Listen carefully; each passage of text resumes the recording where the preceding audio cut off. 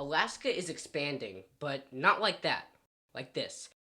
Now, Alaska Airlines has done an amazing job with its domestic operations. They control many inter-US flights off the West Coast and have pretty much established themselves as one of America's top airlines.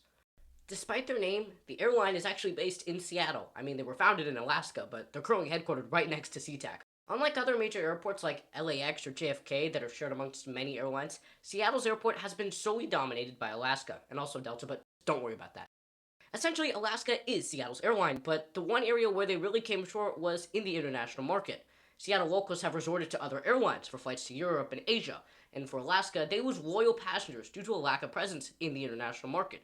I mean, people can just join Delta SkyMiles and have access to both domestic and international flights.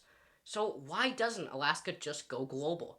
Well, they just simply can't. The Boeing 737, which is Alaska's only aircraft at this point, can't fly beyond Iceland and does not have the size to offer the best experience to passengers. Like, let's be real, who wants to spend 9 hours in a cabin the same height as Shaquille O'Neal when you can fly on this wonderful 787 Dreamliner that offers 2 subway footlongs of extra headroom? So Alaska had to stick to its short-haul routes. It had also joined the One World Alliance in 2022 to make an effort through global partnerships. But Alaska wanted to offer their own experience to passengers rather than hand them off to partner airlines like they did for so long. So they decided to take matters into their own hands. And they did, because in 2023, everything changed once they announced a huge merger with Hawaiian Airlines. Long story short, Hawaiian had a bunch of debt and was heading down a path towards bankruptcy. But then Alaska swooped in with a whopping bid of $1.9 billion to try and save the airline. It's also important to remember that the parent company of Alaska Airlines, Alaska Air Group, acquired Hawaiian, so the airline itself did not actually make the acquisition. But this was actually Alaska's second merger in recent years, because if you recall back in 2015, Alaska Airlines merged with Virgin America, which left at the time Virgin CEO Sir Richard Branson outraged, and Alaska with 125 new planes that they now have completely painted over and eventually sold to Air Canada and American Airlines. But more importantly, they received 40 new routes from that acquisition because, you see, while Alaska is one of the most dominant carriers in the United States today, back in 2015, they were struggling to make a presence outside of the West Coast. But through Virgin, they were able to begin their initial expansion eastward to cities like Boston, New York, Philly, DC, Tampa, Miami, and even Orlando. Additionally, as a cherry on top, they established a mega hub in San Francisco, which was Virgin America's former base, by the way, allowing them to then compete head-on against United. So Alaska is now in the big leagues thanks to Virgin. But what does Hawaiian Airlines offer Alaska? You may think it's obvious, more routes, but actually they give Alaska Airlines this, and this. These 2 aircraft are bigger, badder, and, well, this one's better. The A380 and the 787 did meet the range to connect Seattle to the rest of the world.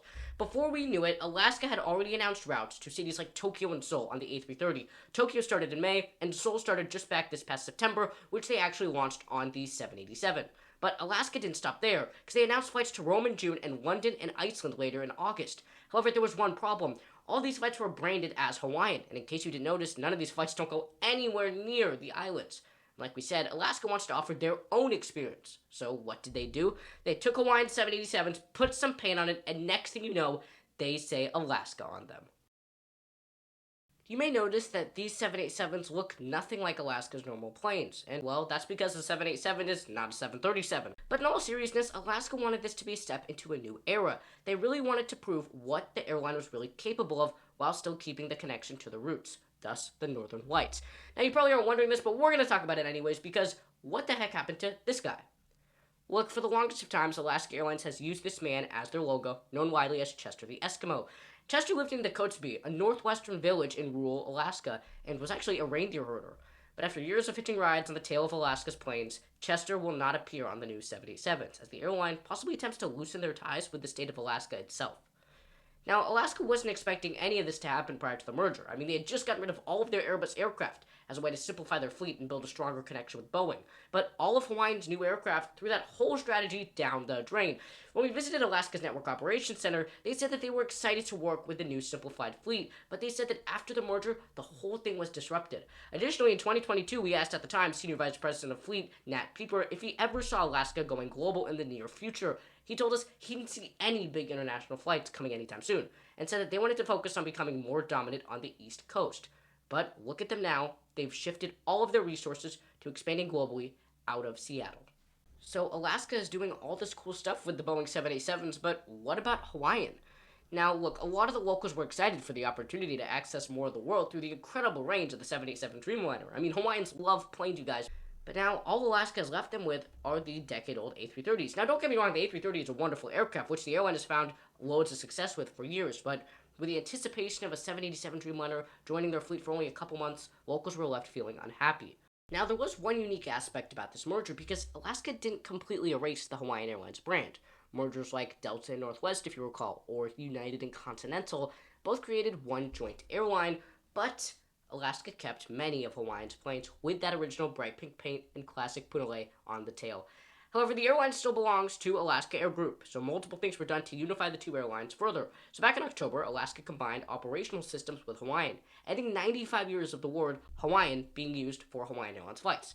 So now everything is called Alaska. So whether you're flying from Seattle to Tokyo, Seattle to DC, or from Honolulu to the American Samoa, everything starts with the two letters A and S, AS. The two airlines also launched a joint rewards program called Atmos Rewards. So if you have existing status with Alaska's Mileage Plan or Hawaiian Miles, you still keep all your points and miles and in fact redeem them now to Atmos Rewards. So that's what came out of the Hawaiian merger, but let's look into the future now. When we visited Alaska's headquarters in August, we got the amazing opportunity to meet the CEO, Ben Minicucci. And when we asked him about Alaska's future, he told us he sees the airlines becoming the most dominant global carrier in Seattle, further allowing us to just get a taste of Alaska's global ambitions. He also told us that he knew the next destination the airline was going to announce, but Ben said he couldn't tell us exactly where, but here are our top 3 picks for Alaska's next global route from the Emerald City. Number 3, Sydney. Seattle has completely lacked flights to Australia, if you don't know, and it's actually kind of astonishing that these two cities have never been connected, especially since both Qantas and Delta have had aircraft to complete the journey. Alaska has already opened up a new market with Rome, so who's to say that they won't do it again? Also, Alaska and Qantas are both One World Alliance members and close partners, which will allow Alaska to get the services required once they touch down in Australia. Let's get to number 2 now, and that is Madrid, Spain. So Delta actually announced a nonstop from Seattle to Barcelona back in June, challenging Alaska Airlines head-on after Rome. Both airlines have actually likely been looking into the Spanish market for a while, and with Delta trying to assert dominance in the region, Madrid might be Alaska's only opportunity to get the upper hand. Additionally, the airline has also another One World partner there, Iberia. So with lots of demand for flights to Spain, Madrid is definitely a top contender for the airline's next destination. And finally, number 1, Paris. So get this, this is the only route of the 3 where Alaska Airlines actually doesn't have a partner on, but you'd be surprised to know how many people fly Delta and their partner, Air France, to Paris. It's also heavily connected to via London. So announcing this route would put Alaska literally right next to Delta and a bunch of other carriers. CEO Ben Minicucci has already shared that the airline wants to become Seattle's biggest global carrier, so there's really nothing stopping them from taking on these very popular routes. So where do you think Alaska will fly next? Drop your answer in the comments below. Thanks for watching, and we'll see you next time.